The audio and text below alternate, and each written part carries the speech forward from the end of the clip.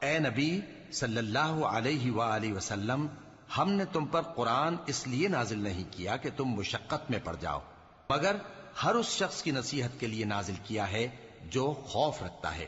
یہ اس ذات کا اتارا ہوا ہے جس نے زمین اور اونچے اونچے آسمان بنائے، یعنی رحمان، جو عرش پر جلوہ افروز ہوا۔ جو کچھ آسمانوں میں ہے اور جو کچھ زمین میں ہے اور جو کچھ ان دونوں کے بیچ میں ہے اور جو کچھ مٹی کے نیچے ہے، سب اسی کا ہے۔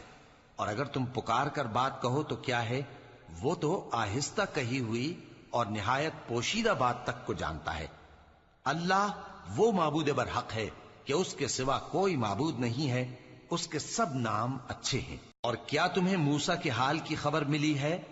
جب انہوں نے آگ دیکھی تو اپنے گھر والوں سے کہا کہ تم یہاں ٹھہرو، میں نے آگ دیکھی ہے، میں وہاں جاتا ہوں، شاید اس میں سے میں تمہارے پاس انگارہ لاؤں